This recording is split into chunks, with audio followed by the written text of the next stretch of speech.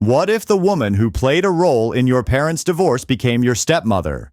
How would you handle watching her ascend to become queen? For Prince William, heir to the British throne, this wasn't just a hypothetical scenario. It was his reality. The story of Prince William and Queen Camilla is one of transformation, from bitter resentment to reluctant acceptance, and finally to a complex partnership that would shape the future of the British monarchy. But recent developments suggest there might be more to this relationship than meets the public eye. Well, there were 3 of us in this marriage, so it was a bit crowded. There were 3 of us in this marriage. These words, spoken by Princess Diana in 1995, echoed through British history and left an indelible mark on a young Prince William. At just 13 years old, he watched his mother bare her soul to millions, speaking about the woman who would one day become his stepmother. The tragic death of Princess Diana in 1997 only deepened the complexity of William's feelings toward Camilla. As he walked behind his mother's coffin at just 15, the world watched a boy struggling with unimaginable loss. Behind palace walls, another story was unfolding, one of his father's determination to eventually marry the woman he had always loved. Royal expert Hilary Fordwich reveals, Prince William initially couldn't stand Camilla. The wounds from his parents' marriage ran deep, and Camilla's presence represented everything that had gone wrong in his childhood.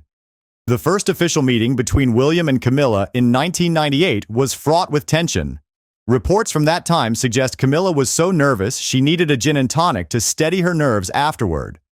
William, maintaining the composure he'd learned from his grandmother, Queen Elizabeth II, was polite but distant.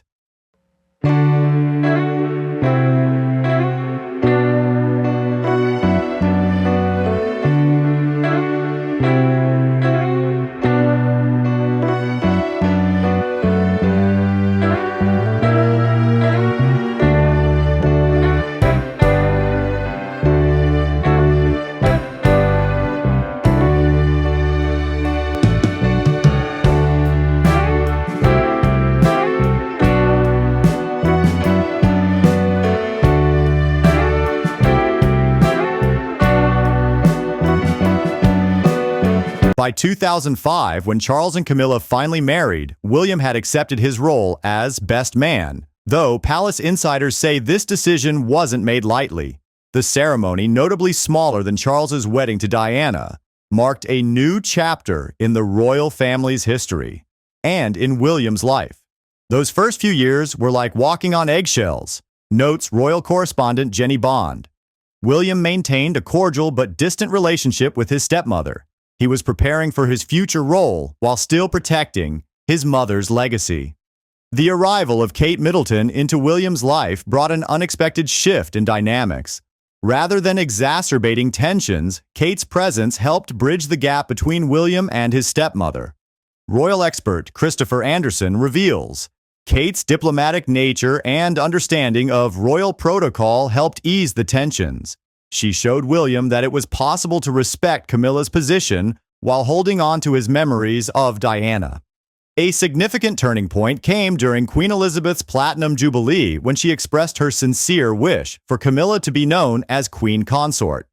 William, despite his private reservations, publicly supported his grandmother's decision. The coronation of King Charles III in 2023 marked another crucial moment.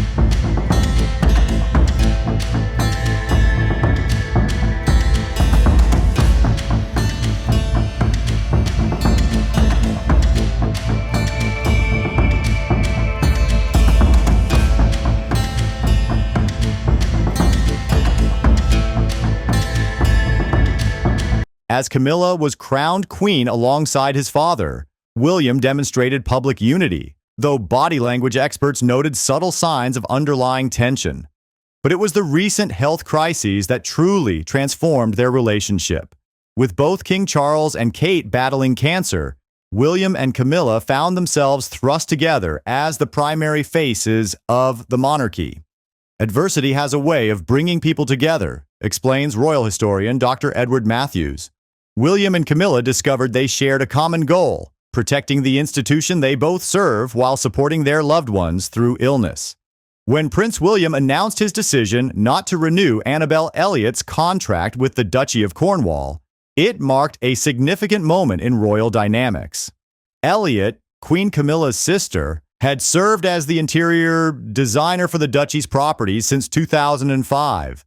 Following Charles and Camilla's marriage, the official explanation cited that staff had gained sufficient experience from Elliott's years of service, making her role redundant.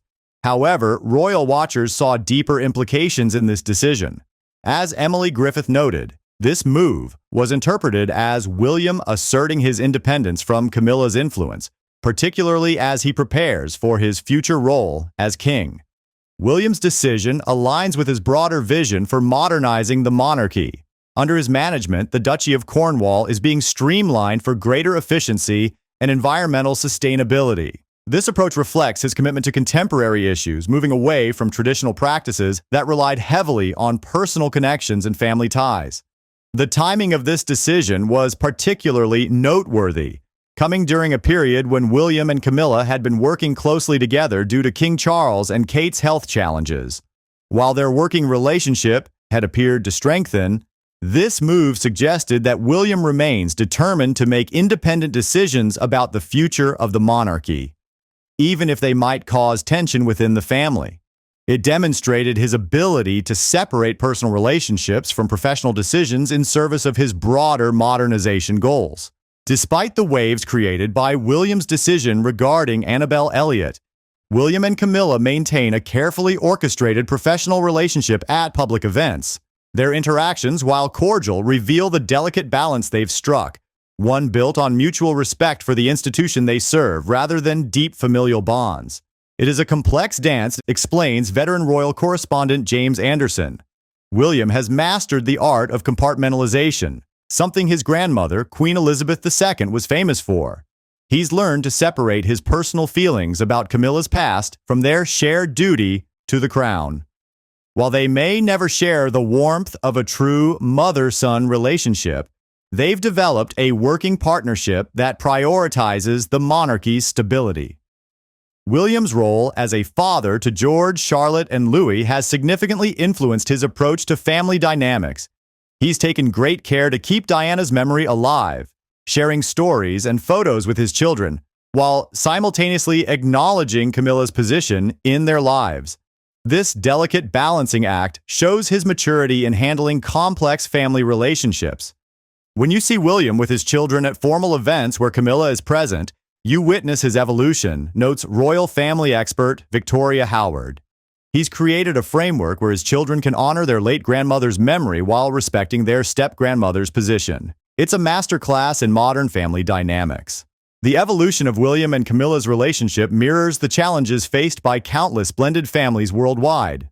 Their journey from initial resistance to functional cooperation offers a high-profile example of how complex family dynamics can be navigated with grace and maturity, even under intense public scrutiny. As William inches closer to the throne, his relationship with Camilla has become increasingly significant for the monarchy's future. Their ability to forge a working partnership, despite their complicated history, showcases a level of emotional intelligence and professional dedication that the modern monarchy requires. Royal expert Sarah Thompson observes, "What we're witnessing isn't just about two individuals finding common ground. It's about the monarchy adapting to contemporary family realities while preserving its core traditions." Their relationship has evolved into a template for how the royal family can handle personal challenges while maintaining institutional stability.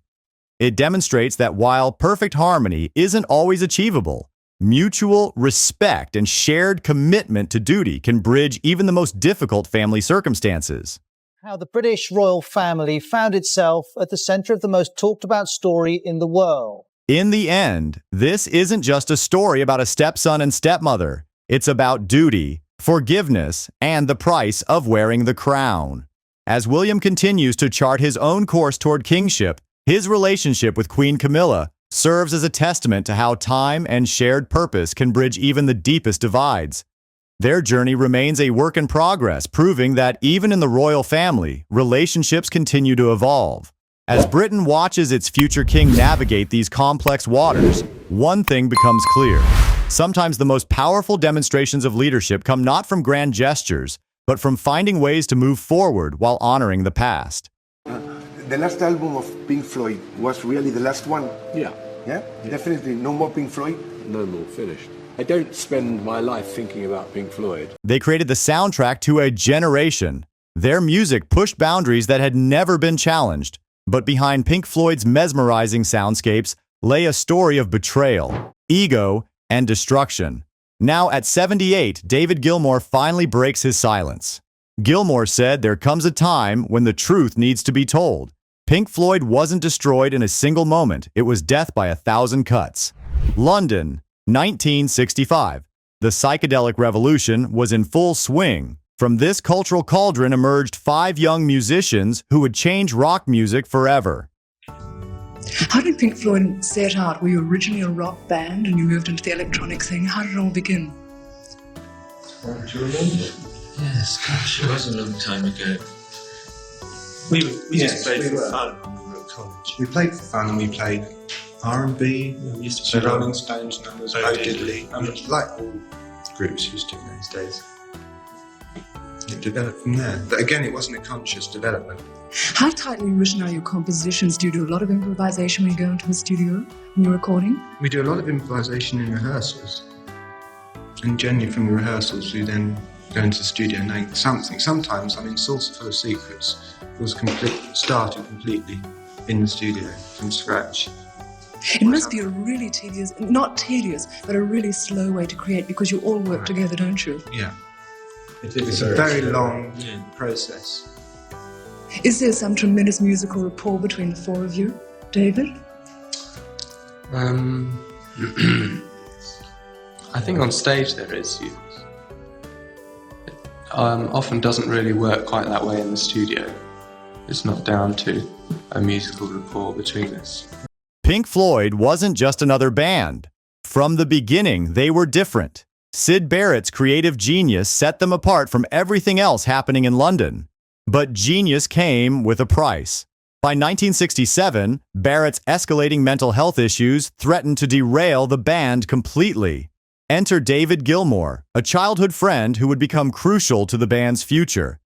Initially brought in to support Barrett on stage, Gilmour soon found himself the band's primary guitarist.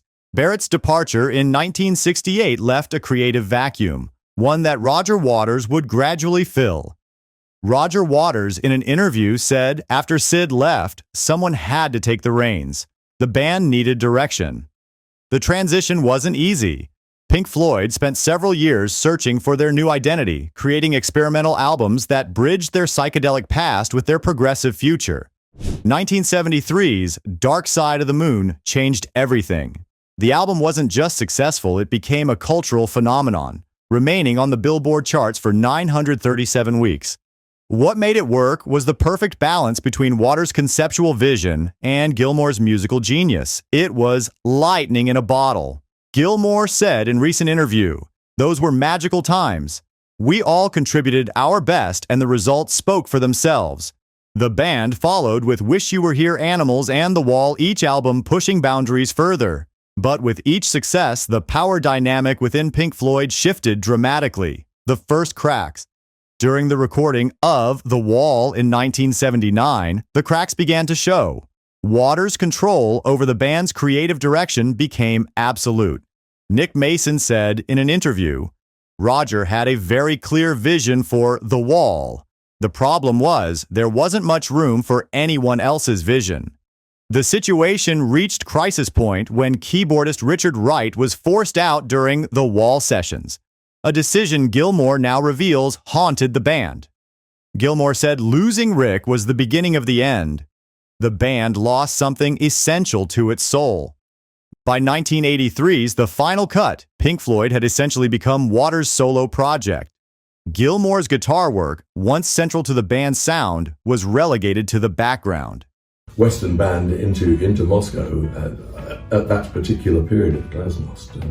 So, we had a nice, lovely time in Moscow. It's a beautiful city and we were treated wonderfully. The year 1985 marked a seismic shift in Pink Floyd's history when Roger Waters declared the band a spent force and walked away. But his departure was just the beginning of an unprecedented battle in rock history. Waters didn't simply leave the band, he took legal action to prevent his former bandmates from using the Pink Floyd name, a move that stunned both fans and the music industry alike. However, David Gilmour wasn't ready to let Pink Floyd fade into history. Despite Waters' attempts to legally strangle the band, Gilmour stood firm. Along with drummer Nick Mason and a reinstated Richard Wright, he steered Pink Floyd into a new chapter. This defiant stance proved successful. The Gilmour-led Pink Floyd not only survived but thrived, producing successful albums and selling out arenas worldwide. It was a remarkable resurrection that proved Pink Floyd's magic wasn't tied to a single member, no matter how influential they had been. People thought Pink Floyd was finished without Roger. We had to prove them wrong. Today, the feud between Waters and Gilmour continues on new fronts. Waters' controversial political statements have created fresh divisions. Recent years have highlighted the stark contrast in paths taken by Pink Floyd's former leaders. In 2023, Roger Waters faced significant backlash when BMG, his record label, severed ties following his controversial performances in Berlin. His outspoken political stances, particularly his views on Israel and Ukraine, have sparked worldwide criticism and debate, further distancing him from his former bandmates and many fans. In contrast, David Gilmour has embraced a more personal and familial direction with his 2024 album, Luck and Strange. The project represents a fresh chapter in his career, featuring intimate collaborations with his family members. Working with my wife Polly and our children brings a different kind of magic. Gilmour reflects warmly. It's healing, creating something positive with people you love. This focus on family and positive creativity stands in sharp contrast to Waters' controversial public persona. Meanwhile, the band's legacy continues to be a source of tension between the two artists. Recent negotiations regarding Pink Floyd's catalog rights, estimated to be worth around $500 million, have reopened old wounds and highlighted the ongoing divide. While Waters tours with his reinterpreted version of Dark Side of the Moon, dubbed the Dark Side of the Moon Redux, Gilmour remains focused on creating new material and strengthening family bonds through music. These divergent paths underscore how far the two former bandmates have drifted from their shared history, each pursuing their own distinct vision of artistic expression. Looking back at '78, I can finally say it. Pink Floyd wasn't destroyed by creative differences alone. It was destroyed by the inability to balance ego with artistry, control with collaboration. Today, both Waters and Gilmour continue performing Pink Floyd's music separately. The songs remain the same, but the magic of their collaboration exists only in memory. What's remarkable is how the music transcends the conflict. New generations discover Pink Floyd every day, unaware of the personal drama behind the songs. In his home studio, David Gilmour reflects on Pink Floyd's turbulent history with newfound serenity. "I've made peace with our history," he shares thoughtfully. Pink Floyd created something that became bigger than any of us. That's what matters in the end. Meanwhile, Roger Waters continues his own artistic journey, his Redux version of Dark Side of the Moon, generating both acclaim and controversy.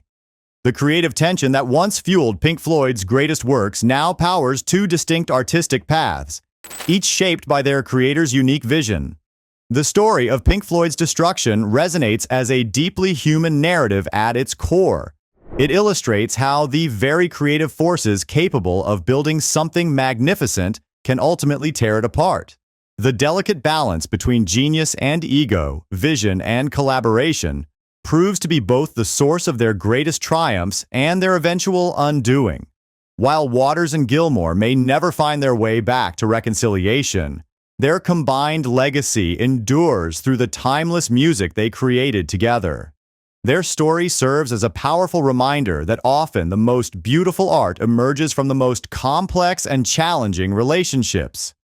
As Gilmour plays the opening notes of Wish You Were Here in his current studio, his words carry particular weight. The music was always bigger than our differences. Perhaps that's what we forgot along the way.